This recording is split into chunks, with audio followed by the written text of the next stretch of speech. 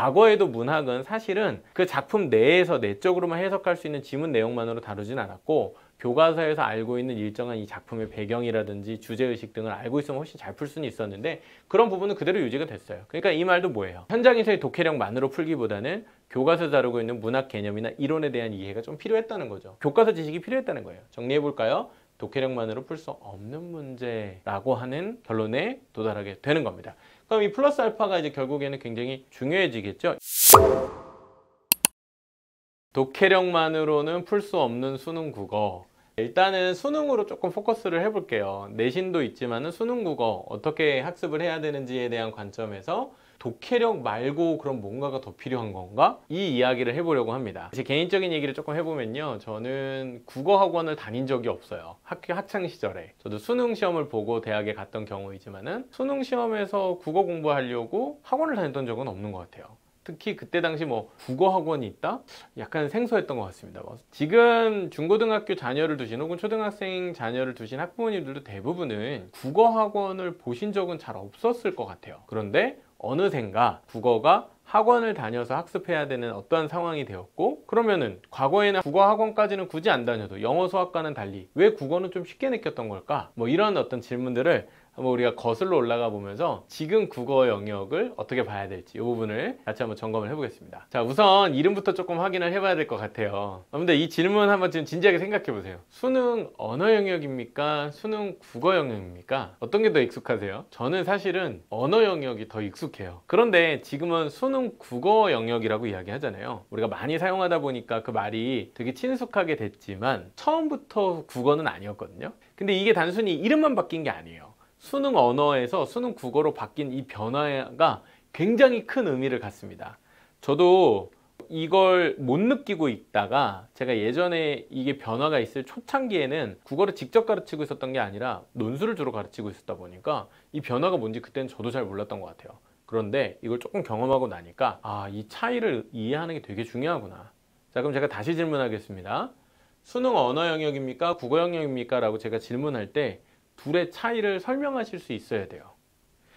단순히 이름만 알고 있는 게 아니라 이 시험이 지금 어떻게 달라졌고 무엇을 지향하고 있는지를 아실 수 있게 되는 거거든요. 제가 한번 재미있게 가져와 봤는데 보세요. 시험지의 제목이 다르잖아요. 언어 영역, 국어 영역. 여기 A형, B형이 있을 때도 있었어요. 그죠? 언어 영역, 국어 영역. 얼마 전까지 언어 영역이었던 것 같은데 언제부터 국어 영역이 된 거야? 이름이 바뀌었나? 이렇게 생각이 갑자기 드시지 않으세요? 그래서 국어 영역으로 시험이 바뀌었습니다. 언제 바뀌었냐? 2014년 수능부터, 그러니까 2013년에 치러진 수능이겠죠. 그래서 2014 수능부터 국어 영역으로 바뀌었어요. 그러면 이거 몇 년 된 거예요? 거의 한 10년 된 거죠. 근데 10년이라고 얘기하면 사실은 짧아요. 왜요? 지금 초등학교, 중학교 다니고 있는 아이들이 태어날 때에는 언어 영역이었을 거예요. 이것도 지금 정확히 인지를 못하고 계셨을 가능성이 높아요. 왜? 우리가 경험했던 시험은 이거고 뭐 이름이 바뀌어 왜 국어라고 그냥 언어가 국어라 그런 거 아닌가? 이렇게 대충 두루뭉술하게 생각하지 이게 바뀌었다고 정확하게 인식을 하고 있는 경우가 생각보다 없으시더라고요. 그래서 학부모님들이랑 이야기를 나눠봐도 언어 영역과 국어 영역의 차이를 이해하지 못하고 계신 분들이 많았어요. 근데 이게 왜 문제냐? 학부모님들은 대부분 이쪽 생각을 많이 하시니까 그런 거죠. 이게 지금 본인이 경험했던 수능 시험과 달라진 부분이 있다는 것을 이해 못하고 계신 거예요. 그래서 대비가 어려워지고 대비하는 방법을 모르니까 어쩔 수 없이 사교육에 의존하게 되는 상황이 되는 거죠. 언어 영역하고 국어 영역 시험이 이제 변화되는 이런 과정들 쭉 이제 간단하게 이거는 이제 형식적인 기준인데 저는 언제 수능을 봤을까요? 저는 2001년 수능을 봤는데 60문제짜리 그리고 거기에 특징이 뭐예요? 듣기평가가 있었어요. 요즘은 듣기평가 안 하잖아요. 언어의 능력이라고 하니까 뭐 리스닝, 리딩 이런 식으로 생각할 수 있었단 말이에요. 그런데 저는 듣기도 있었을 때 시험을 봤고 시험 시간이 90분에 만점이 120점이었습니다. 제 경험으로는 그랬었어요. 자, 그런데 이제 쭉 바뀌어지죠. 문항수가 일단 어때요? 전체적으로 좀 줄어듭니다. 그리고 결정적으로 2014 듣기 문항이 없어집니다. 따라서 듣기 문항이 없어지고 50문제가 45문제까지 줄어들게 되면서 시험 시간은 과거에 90분이었던 것이 80분 정도로, 그러니 시간은 10분이 줄었지만 문제가 상당히 많이 줄어들었기 때문에 실제로는 문제풀이 시간은 조금 더 여유가 있지 않을까? 뭐 이런 생각해 볼 수 있고요. 만점 기준도 이미 120점 만점에서 100점 만점으로 바뀌어져 있는 상태여서 요 시스템이 현재까지 거의 유지되고 있다라고 보시면 될 것 같아요. 2014년 이후에는 45문제 풀고요. 그 다음에 이제 선택형 문제로 지금은 화작이랑 이제 엄매가 조금 구분이 됐지만 바로 직전까지는 포함해가지고 문제가 이렇게 구성이 됐었죠. 80분, 100분 시험. 요거는 근데 이해하시는 분들 계신데 문항수가 이렇게 줄어들면서 듣기가 없어졌구나. 언어에서 국어로 바뀌었구나. 이런 흐름을 전체적으로 이해하고 있을 필요가 좀 있습니다. 수능 언어에서 수능 국어로 변화되는 거. 자, 수능 개편안. 자, 요 부분.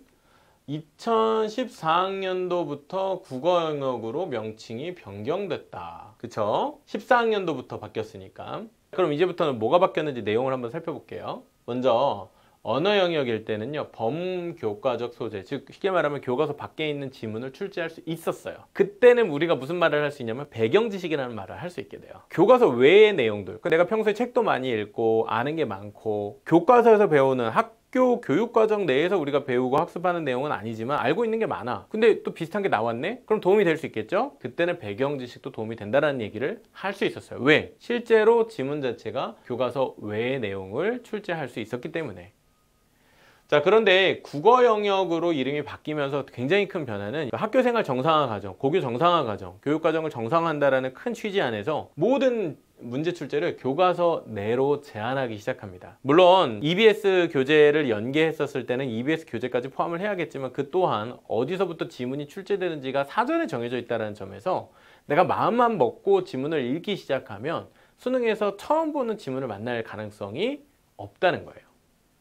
자, 그럼 이때는 배경지식이라는 말이 사실 통할 수 있을까요? 직접적으로는 통할 수 없겠죠. 물론 뭐 많이 있으면 교과서 공부하거나 뭐 유식해지는 데도 도움이 되니까 도움이 없다고 할 수는 없겠지만 이때에 비해서는 분명히 배경지식의 영향이 줄어든 겁니다. 언제부터? 2014년부터. 자, 그 다음에 언어 영역에는 원래요, 영역이 문학, 비문학, 쓰기, 듣기 영역이 있었어요. 문학, 비문학은 지금 문학 독서라고 하는 현재 국어 영역하고도 구성이 같습니다. 이름만 바뀐 거야. 비문학이었는데 이게 독서로 바뀌었어요. 왜 그럴까요? 독서 교과서라고 하는 그 교과서의 범주로 제한이 된 거예요. 그러니까 비문학은 예전에는 사실은 교과서 외의 주제를 제재를 다룰 때까지도 포함을 하고 있었는데 지금은 그게 조금 교과서 내로 한정이 됐다. 그럼 여기서 이미 배경지식의 영향은 많이 좀 줄어들었다고 봐야 되겠죠. 그 다음에 쓰기와 듣기 부분이었는데 쓰기는 작문이라고 하는 영역, 근데 여기 들어가 있지 않았던 말하기라고 하는 화법이라고 하는 부분까지가 포함이 되다 보니까 이 화법과 작문이라는 영역으로 쓰기는 조금 변화되거나 일부 추가된 내용까지도 들어오게 됩니다. 여기도 크게 변화는 없죠. 근데 뭐가 변화입니까? 이게 큰 변화죠. 듣기는 사라지고 문법이 들어옵니다. 자, 이게 뭘 얘기하냐? 언어 영역이라고 할 때, 언어는 그냥 랭귀지잖아요. 그게 뭐 한국어든 영어든. 언어를 학습할 때는 듣기가 들어갈 수 있었지만 지금부터는 언어 학습 능력이 아니라 국어 실력을 확인하기 위해서 듣기를 직접 묻지 않는 방식으로, 하지만 오히려 거꾸로 뭘 묻게 될까요? 문법을 묻게 됩니다. 이 문법은 어디 나오죠? 교과서에 나오죠. 교과서에서 다루는, 즉 우리가 기본적인 언어 영역의 능력을 다루기보다는 국어 교과서에 나오는 한국어 문법, 그러다 보니까 이전 비해서 가장 두드러진 특징 중 하나가 바로 어법, 문법의 비중이 굉장히 높아졌다는 겁니다. 자, 여기서 한 가지 아셔야 됩니다. 어머님, 아버님들이 시험 보셨을 때 수능 언어 영역에는요, 문법의 부분이 다뤄지긴 했으나 전혀 중요하지 않았고 변별력을 갖지 못하는 문제였습니다. 그런데 문법 영역이 독자적으로 들어오고 나서는 이 부분이 굉장히 중요해졌어요. 듣기 실력은 어떻게 집중하고 의사소통 능력, 언어 스킬이잖아요. 근데 그게 아니라 이거는 국어 지식인 거예요. 그럼 국어라는 교과목의 지식인 거죠. 이게 교과 지식입니다. 따라서 언어 능력을 평가하던 시험에서 교과 지식 시험으로 성격이 바뀌게 된 거예요. 이걸 이해하시는 게 굉장히 중요합니다. 교과서 내에 있는 지식의 시험으로 바뀌게 된 것이다. 물론 겹치는 부분 비슷해요. 문학 독서 부분. 그런데 배경 지식이 들어갈 수 있었던 범교과적 소재가 아니라 교과서 내로 좀 제한을 하기 시작했던 게 이미 10년 전이라는 거예요. 뭐 일단 원칙은 그렇습니다. 보고서나 독후감을 쓰는 과정을 지문으로 출제해서 새로운 유형이 많이 등장을 했다. 이건 이제 화법과 작문의 새로운 신유형들에 대한 얘기인데, 옛날에 이제 어머님들이 수능 문제 풀 때는 잘 안 나왔던 유형들이 뭐 예를 들면 글쓰기 할 때 개요 작성을 어떻게 해야 된다든지 뭐 이런 걸 물어보는 문제가 있어요. 그런 유형은 예전에 언어 영역 때는 잘 묻지 않았던, 그런데 지금 국어 영역에서는 물어보는 문제들입니다. 그래서 요런 게 지금 언어에서 국어로 바뀌면서 배경 지식의 영향은 조금 줄고 교과 지식에 대한 강조가 좀 높아졌구나, 요렇게 이해를 하시면 되는 거예요. 학습을 하려면 어떻게 해야 되냐? 스스로 되뇌어 봐야 됩니다. 제가 핵심 차이가 뭐라고 말씀드렸죠? 언어 영역에서 국어 영역으로 바뀌면서 어떤 변화가 있었다고? 첫 번째, 배경 지식의 영향은 줄어들고, 두 번째, 교과 지식의 영향력은 커졌다. 그래서 수능 국어라는 문제는요, 과거에 독해력 혹은 뭐 듣기 능력과 같은 언어적인 능력에 집중했던 언어 영역 시험과는 달리 플러스 알파가 좀 필요해졌어요.